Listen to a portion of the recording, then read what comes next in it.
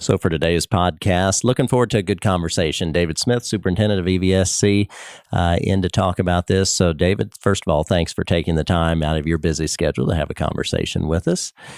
And, here we are. We're ready to start talking about what we've really come to in terms of reopening the EVSC. We know that, like all districts across the state and nation, things came to an abrupt close in mid-March. So a lot of work has gone into finishing last school year, even though it was in a very unique way. And now as we move forward and looking at what we're going to be doing here in terms of reopening the EVSC for this coming school year. So you want to just get us started off? I guess this is such an overwhelming topic to talk about. Let's just break it down by this way. I know there are several guiding principles that have really led your work and all of us here as we've been processing this. So you want to touch base on those first, and then we'll kind of just move through the rest of what we want to share. Sure, absolutely. Well, the guiding principles really for the reopening and then recovery portion of schools, really the health and well-being of our students and staff is paramount.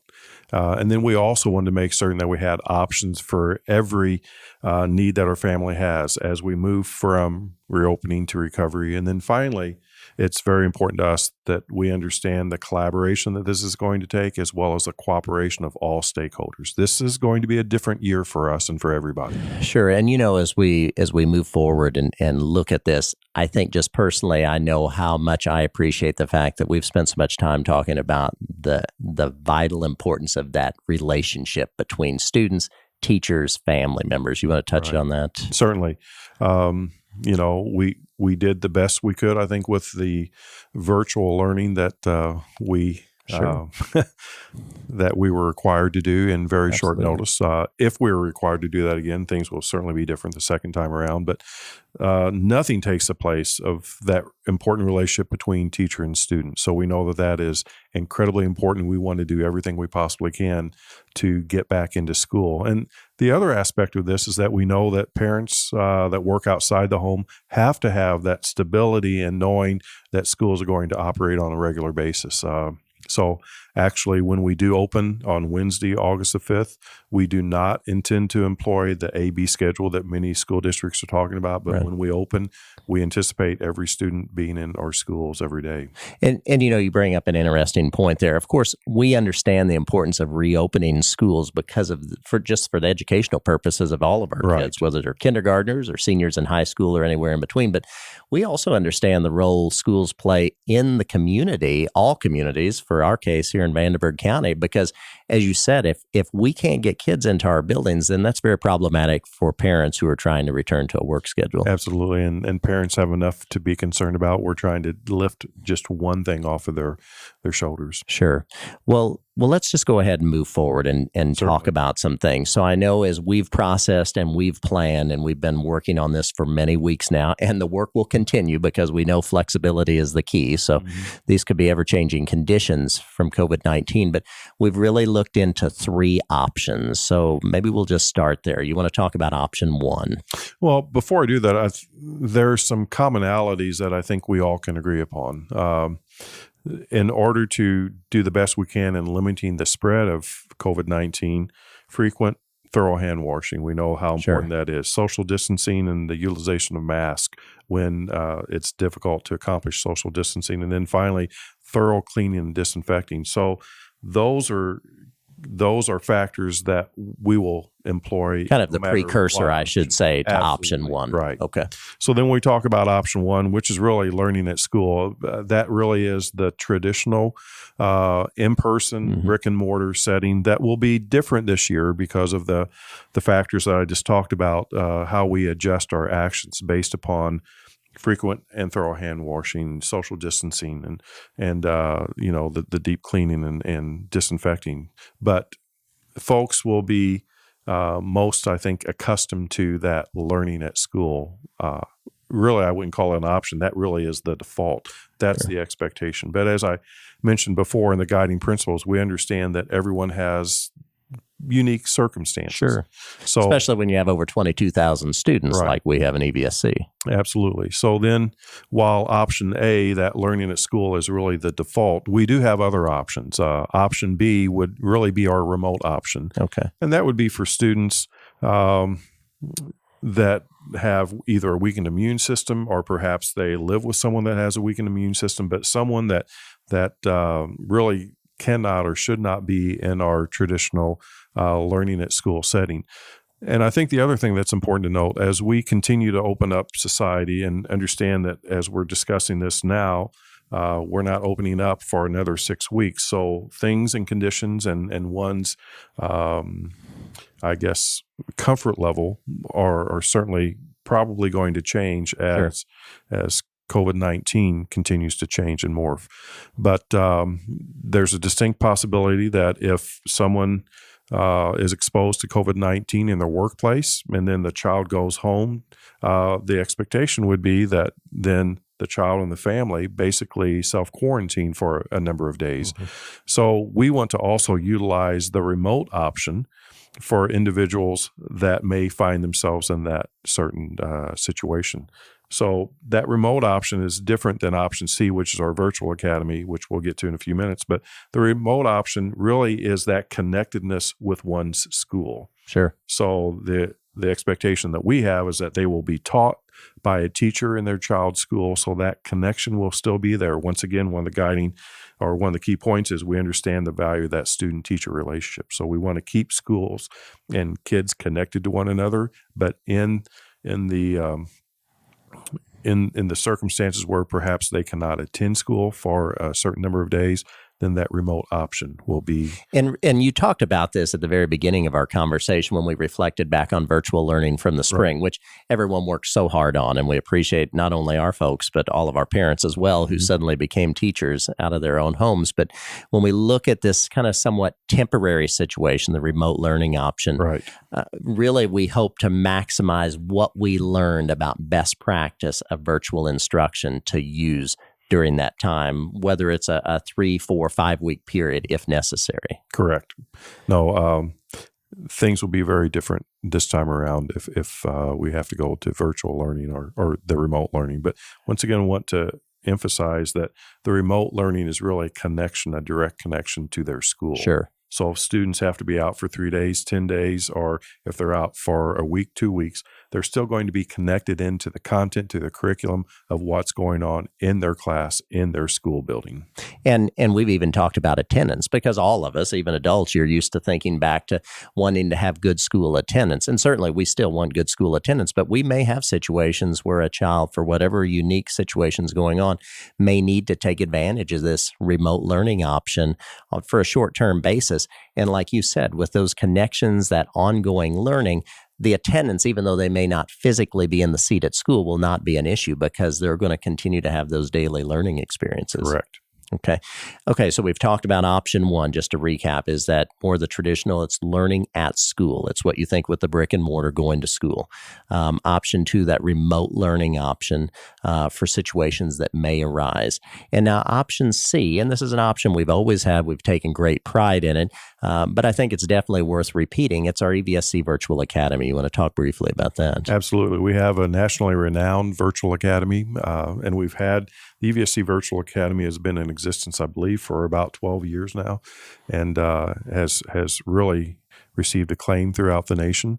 It's a different kind of virtual academy, but it is different than a remote option because Virtual Academy actually has its own separate curriculum. So it's not tied into a particular school. It's certainly tied into Indiana academic standards, but it is for those students who currently utilize it for the year-long instruction or for at least a semester of instruction. So not for everybody because it is very rigorous. It is, yeah. And difficult. But it is, I think, a great option for folks. I guess the best way to say it, to clarify, is the EVSC Virtual Academy is more of a commitment for at least a semester. It's not the short-term option. So if you're thinking short-term option because of a quarantine situation and a health situation, you're going to go with the remote learning option, not the EVSC Virtual Academy. Yeah. And, the Virtual Academy in the past has been used by individuals that dreamed of being professional dancers and were studying perhaps in Pennsylvania. Well, they could still receive their Indiana high school diploma by utilizing our Virtual Academy. So those are folks that are really committed to virtual learning because of other aspects going on in their lives. So I think it's very fortunate that we have that.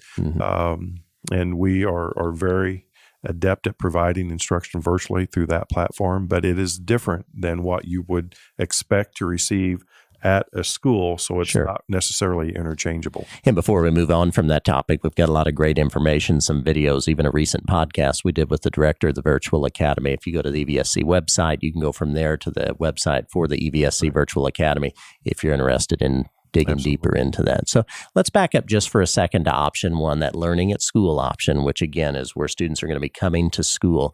I know, as you said, we still have 6 weeks before school reopens. So we're going to be continuing to work diligently to iron out details and the what if situations.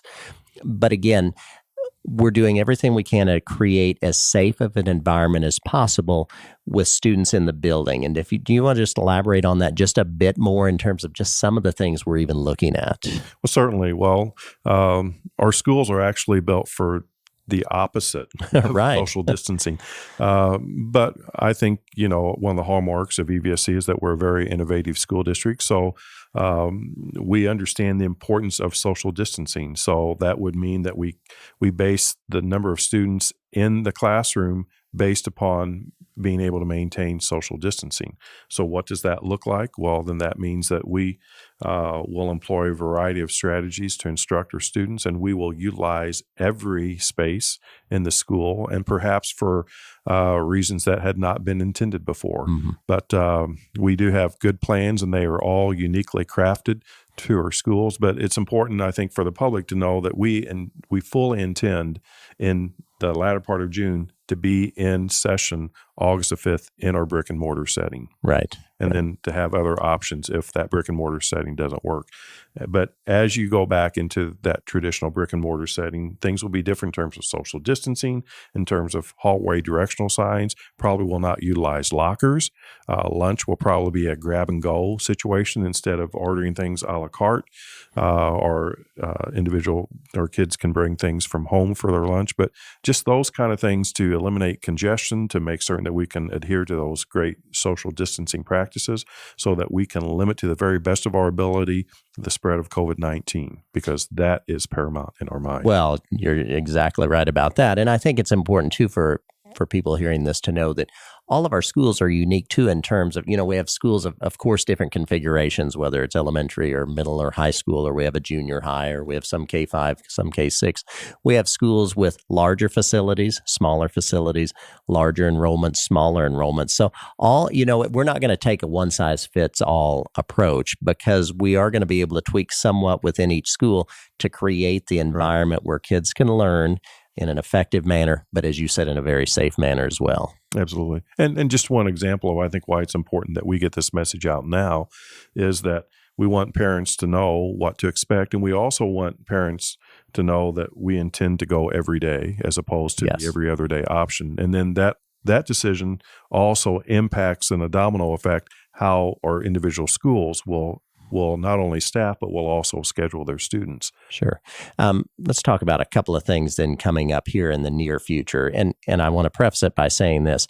We're going to stick to the same commitment we've made all along, but especially back to when this pandemic started, when we first had to close in the middle of March. We're going to continue to share information. So we're sharing this today for our community. As we figure out more and get more specific information, you and I are going to have continued conversations, because we want people to know exactly where we're at all times.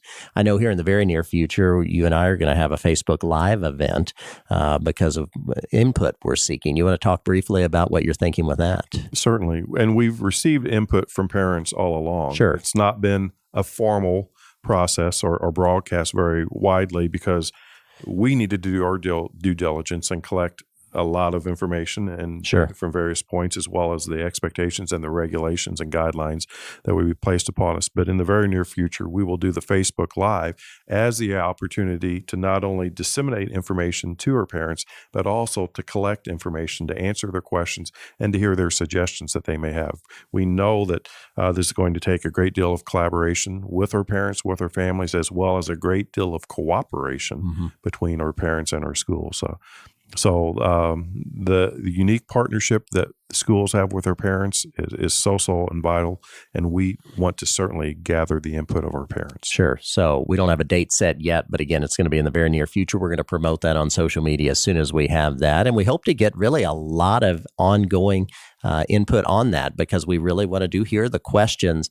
We're trying to think of everything, but it helps if you have those open lines of communication with our families that we value so much. Absolutely. So, also, then coming up here, I believe in 2 weeks, we are putting together just a very brief survey that we're going to be sending out. You want to touch base on why that's going to be important? Sure. It really is an opportunity for us to gather input from our families. So, as we mentioned earlier, option A, learning at school, really is the default. So unless parents would contact us, that would be the expectations. We'll expect to see your kiddos then August the 5th in the brick and mortar setting. However, if there is something that causes you some concern, or that you feel like that would not work for you, then we want to know of your desire to enter into option B, which is the remote learning, or option C, which is our virtual academy. So in order to get that information from our families, we're going to put out, it's really kind of a questionnaire, the week of July 6th through July 10th. And we would ask that if you're going to opt for option B or option C, that you would let us know that through that questionnaire the week that of July 6th through 10th, when that will be coming out. Okay. So, well, this has been a lot of information to share. And I do think the most important thing that we needed to get out that you said, along with everything we've talked about, is the fact that we are going to be reopening for that traditional learning environment, return to school. And as you said, it's not going to be on an every other day format, because we know parents have to be able to plan ahead if they're going to try to create some normalcy in their own home and with their own work environment. So I think that's important to know. But again, we want people to know there are options if for some reason that doesn't work for you. So anything else you'd like to leave us with today before we wrap up? And again, we know we're going to have ongoing conversations. Yeah, well, I guess we like to work in three guiding principles. Right. Health and well-being of our students and our staff, number one. Number two, making certain that we have options for everybody as we go from reopening to recovery. And then third, collaboration and cooperation is going to be key. And then the three options: learning at school, remote, or virtual learning. And, as we wrap up, I think one thing that has really stood out throughout this entire very unique situation that none of us have ever seen is just, you talked about it, that collaboration, that relationship with families. My goodness, when you look at that sudden closure and learning from home, and now as we move forward, just incredible about the families we serve here in our community. Yeah, and so much appreciation to our families. Incredible. Certainly, that's never taken for granted. Want to once again reiterate our appreciation for our families, and also for the staff that's going to come back and work with our kids. Very exciting for that reopening, but we want to make certain that everybody feels comfortable with what we're doing, and we're going to do it in the right way. We'll get it done. Amen. Well said. So more information to come. We'll get that survey out in a couple of weeks. We'll certainly let people know when that's going to happen. We'll promote when we're going to have this Facebook Live event so that we can continue to get additional feedback. And as we have more information, we're going to be sharing. So David Smith, Superintendent, thank you so much for taking the time to talk to us today. Thank you.